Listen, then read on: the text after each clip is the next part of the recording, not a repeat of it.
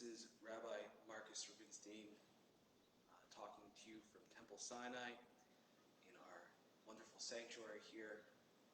It is Shabbat Parsha Korach, beautiful, beautiful Parsha, and just so important in terms of the message for this very moment. It really has so much to communicate with us right now. And I really want to make sure that we are able to absorb its message today in the place in which we're standing at this moment. It's so important every year to absorb the message of Korach, a difficult message but always a pertinent message. Korach, of course, being a Levite, one of the higher up noble people in the Israelite world, in the Levite tribe, but of course not a Kohen, not a son of Aaron. And, for that reason, always was a little bit more distant from who he could really be, or at least who he thought he could really be. He wanted to be more like Aaron, either serving in the Beit HaMikdash or serving in the sanctuary, or like Moshe Rabbeinu, to be the leader of the Jewish people. And he brings up a great claim that I think as Americans we all have empathy towards, we all have connection towards, is that all the Jewish people are holy. Everybody's holy.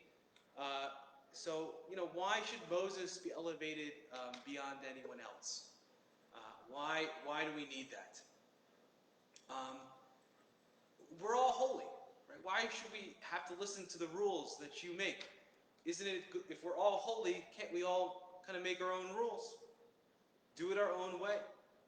Why do we need you to define it? And I think as Americans, we certainly feel that sensibility very strongly.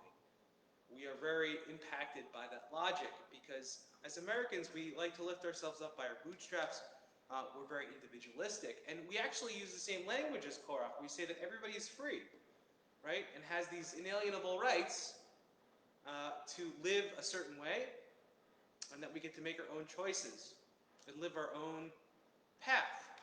And it sounds beautiful, and it is beautiful in a lot of ways. But I think we've been hearing it in a bad way lately in our country, and we've also been hearing it, and I think it has kind of a negative end of it, which I'd like to talk about today. And we've seen a lot of people in the mask discussion say, it's my individual liberty to wear a mask or not. How could you force me to wear a mask? Right? It's my choice. If I want to protect my own health, then I'll protect my own health. And I'll wear a mask. If not, then I won't wear a mask. I'm going to make my own decision about a mask. Why should you have to tell me and mandate whether I should wear a mask or not?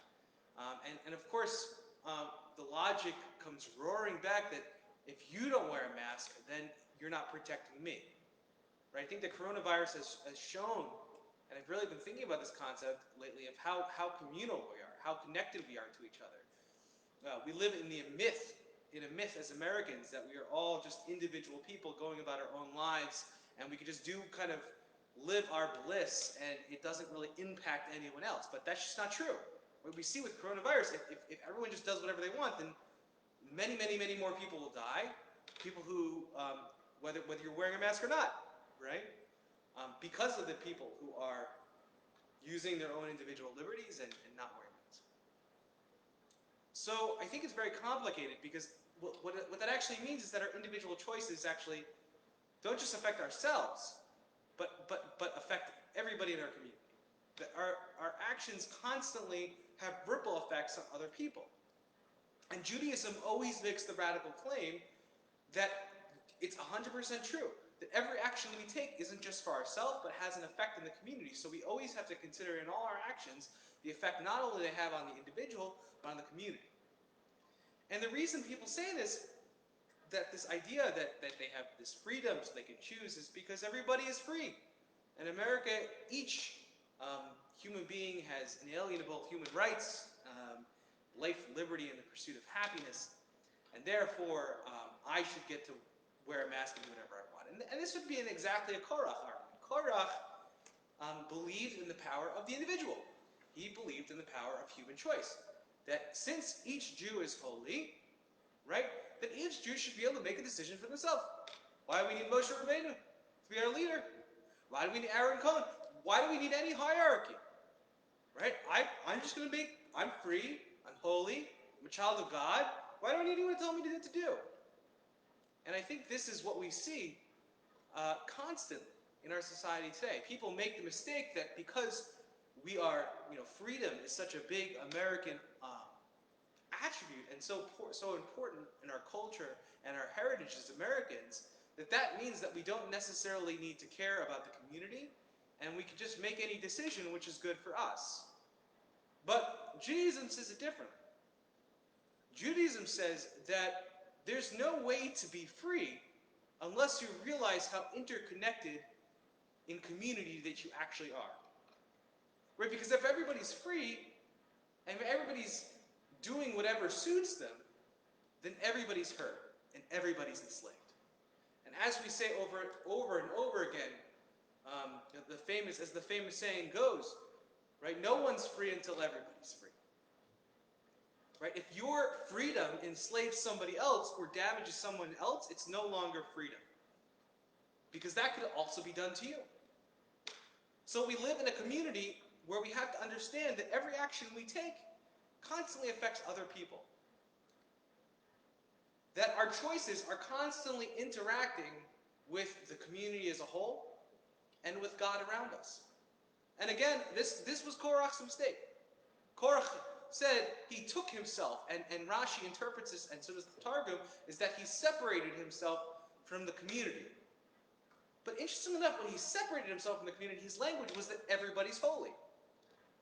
And this is the same language we hear today. Everybody's free. Everybody gets to make their own decision. But that is an illusion.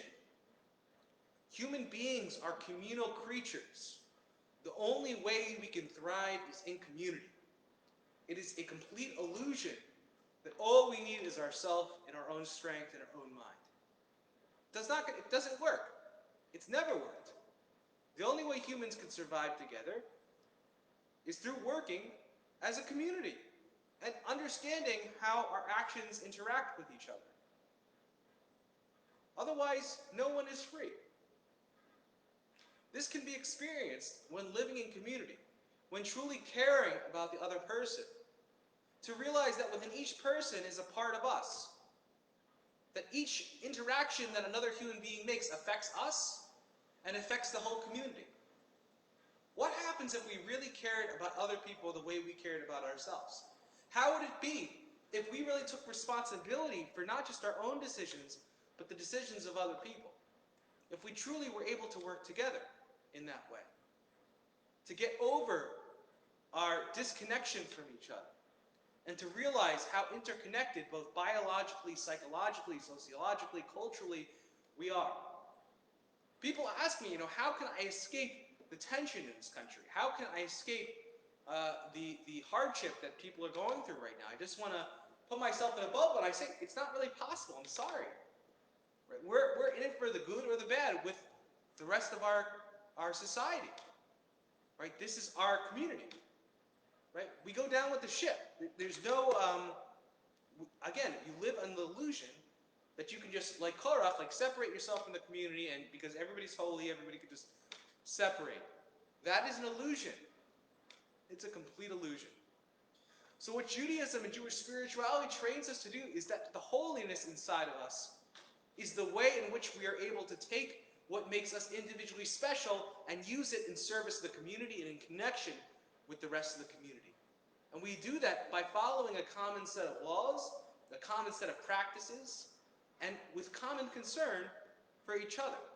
The more we're able to alter our own psychology, our own thought, our own perspective to a more communal perspective, the more freedom we'll experience in our own lives, being able to actually pursue happiness and be able to pursue life and be able to pursue liberty and true joy. That true joy is only found in community. If we leave each other behind, we'll only be leaving our freedom behind. Shabbat shalom, everyone.